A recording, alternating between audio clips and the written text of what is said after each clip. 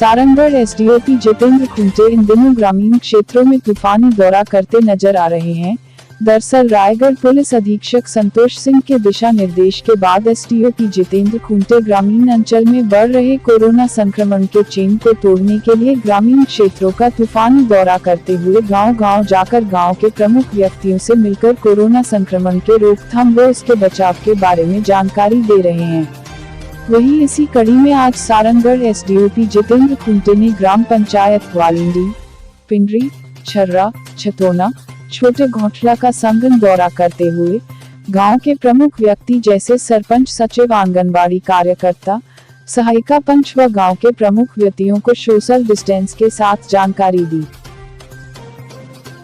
हमारे सारंगगढ़ क्षेत्र में लगातार कोविड के केसेस बढ़ते जा रहे हैं। खासकर ये गांव में भी संक्रमण बहुत तेज़ी से फैल रहा है। तो हमारे आदरणीय पुलिस अधीक्षक के दिशा निर्देश में हमारी पुलिस टीम के द्वारा लगातार गांव-गांव में जाकर लोगों को जागरूक किया जा रहा है। गांव के कुछ गणमान्य लोगों, सरपंच, सचिव आदि लोगों को बुलाकर उनसे बात किया जा रहा है कि गांव में जो है संक्रमण की स्थिति को रोका जा सके, उसको नियंत्रित किया जा सके। तो गांव को वालों को हम कुछ दिशा निर्देश दे रहे हैं। उनके द्वारा उनको स्वयं को जागरूक करने हेतु बताया जा रहा है। गांव में जनरल ये बात देखने में आ जाती है कि पुलिस जब जाती है तो लोग भाग जाते हैं, उसके जाने के बाद फिर वापस आके चौक चौराहों में बैठ जाते हैं। तो ये उनको बताया जा रहा है, उनको स्वयं जागरूक किया जा रहा है कि गाँव में चौक चौराहों पर ज़्यादा ना बैठें, जब भी बात करें तो मास्क लगा के बात करें। और कुछ चीज़ें शिकायत मिलती रहती है, जैसे तालाब में भीड़ लगा कर नहा रहे हैं, मछली मार रहे हैं और इस टाइप की चीज़ें हैं। तो उनको बताया गया है, उनको ये भी बताया गया है कि आप मुनादी कराइए, 2 टाइम मुनादी कराइए, लोगों को इसके संबंध में जागरूक करें। एक व्हाट्सएप ग्रुप भी बनाने के लिए कहा गया है हमारे द्वारा, उसमें पुलिस को भी ऐड करें और जो व्यक्ति शासन के जो दिशा निर्देश हैं, ये जो गाइडलाइन का जो पालन नहीं कर रहा है, बेवजह घूम रहे हैं, उनका फोटोग्राफ खींच के आप हम तक सेंड कर सकते हैं और फिर हम उनको जो है कार्रवाई करेंगे। इस प्रकार की बातें बताकर हम लोगों को जागरूक कर सकते हैं।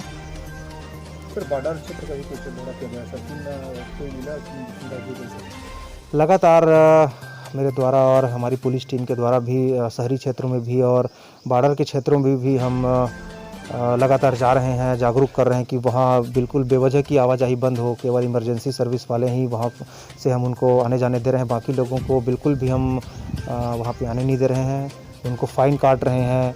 और लगातार जागरूकता हमारे द्वारा बताया जा रहा है लोगों को कि जो शासन का जो दिशा निर्देश है, जो गाइडलाइन है, उनको हम पालन करेंगे, घर में रहेंगे तभी हम सुरक्षित रह सकते हैं और लोगों को भी हम सुरक्षित रख सकते हैं। आगामी समय में भी दौरा जारी रहेगा? हाँ, लगातार, क्योंकि अब देखिए कोरोना के जो केस हैं वो लगातार गांव में भी अपना पैर पसार चुका है।